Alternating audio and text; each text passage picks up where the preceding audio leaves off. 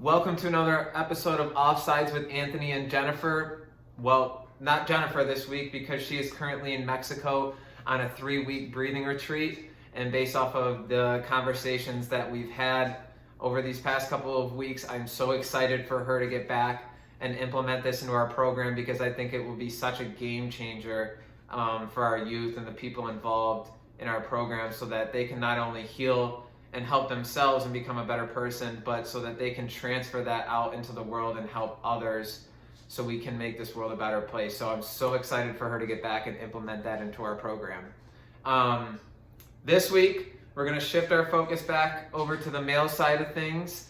And I want to start this video off by addressing something that we've talked about in past videos, which is the man box or the man prison, like we like to call it. And what we mean by that is I want you to think about what a man is to you or what society tells a man that he's supposed to be. And so certain things that are probably going through your head right now is that he's supposed to make a lot of money because he's supposed to be the provider of the family and he's supposed to be the dominating one and he's supposed to show violence and he's not allowed to show emotion, especially crying, because it's labeled as feminine. And the list can go on and on and on. But then I want you to ask yourself another question and ask, is that really a full human being, right? If someone can't show emotion, how are they supposed to get connected with their heart? And how are they supposed to have healthy relationships with other people, especially females, in their lives? And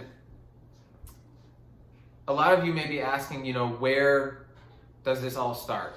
Like where, in a young boy's life, how does he make that switch from just focusing on being who he is and fully embracing that to embarking on this journey of trying to be as man as possible and trying to be as masculine as possible?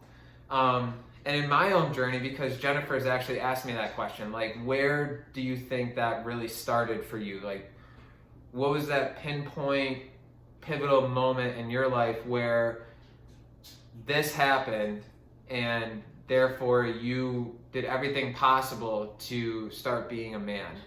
And in my experience, and I think a lot of young boys' experiences, mine happened when I was a 6th grader in middle school, and right around that time, for those of you who don't really know hockey, that's like right around the time when boys start hitting in hockey.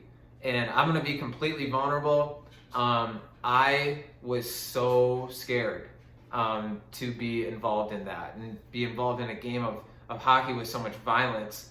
And I think that's the same situation or same story that a lot of boys will tell you. I mean, we even ask our students, do you really want to be violent in hockey? And most of them will say no. In fact, all of them will say no. The only reason that they'll say yes is because there's that fear of judgment. Well, if I say no, I don't want to be violent, then I'm not a man.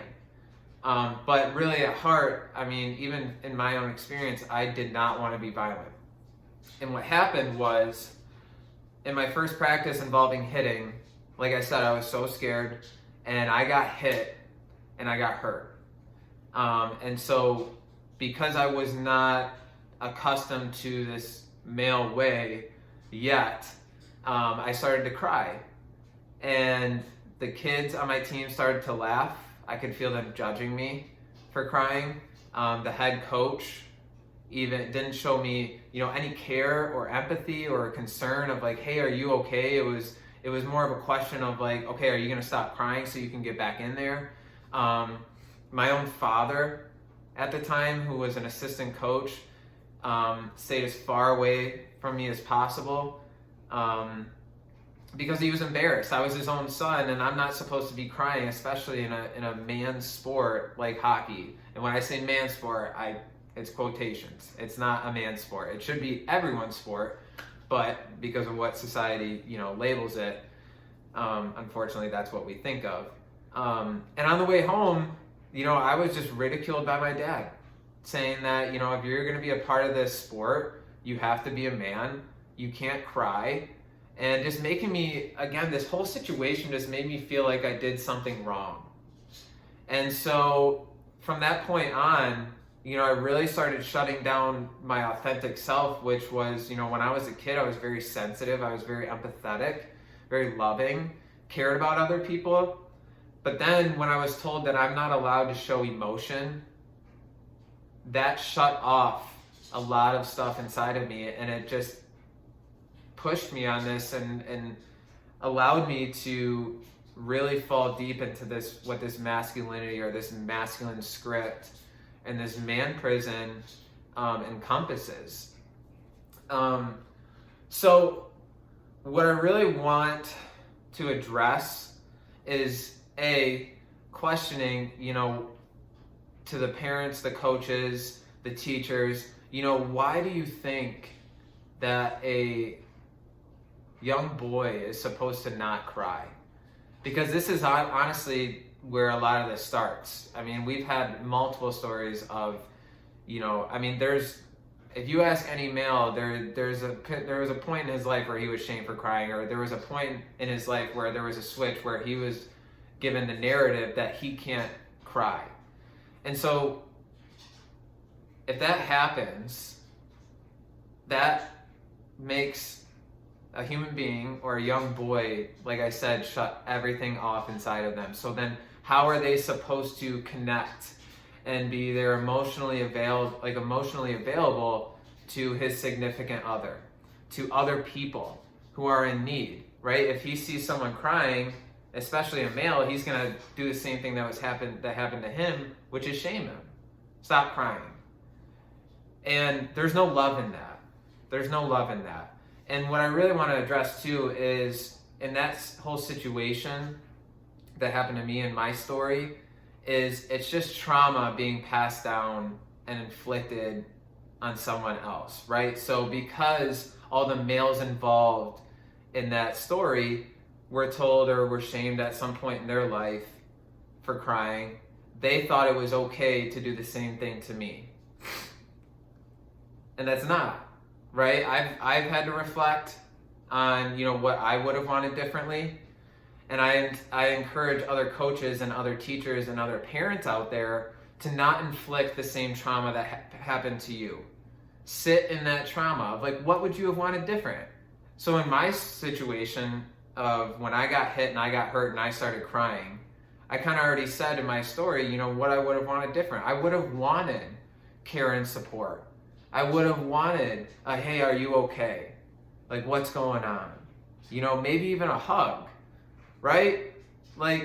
If someone's crying, what's the natural, instinctively thing to do? Ask them if they're okay and provide them support. So it really just comes down to adults. You need to sit in your trauma. You need to sit with that pain and think about and reflect, what would I have wanted different? What would I have wanted different? So that way you don't do the same exact thing to another human being because you sat in your own pain. If I sit in my own pain, then I'm not going to want to do the same thing to another human being, another innocent young soul who probably is what I described myself as, which was very sensitive and very close to his heart. But then I got skewed away from that and did a lot of things that I'm not proud of and have to heal from. And I inflicted trauma on other people, all because the males involved in that story didn't sit with their own trauma and thought that I was acting counterintuitive to how I'm supposed to act as a male, as a labeled male. So what I want to end with this is, adults, please do not inflict pain. Do not inflict your own trauma on your kids. Same thing with coaches. Don't inflict the same trauma that was done to you onto the players. And just sit in that. That's all I ask. Because it'll make this world a better place. It'll lead young males to instead inflict pain, instead of inflicting pain, to provide support, care, and love for other people. So another thing I want to address too is if you're interested in learning more about these videos, what we talk about in these videos, go to our website. I'll put it in the description, and there's a sign up. You can sign up to get emails from us weekly, where we talk about topics such as men's violence against women, pornography, racism, etc. And aside from that, keep spreading that love in this world and keep making it a better place.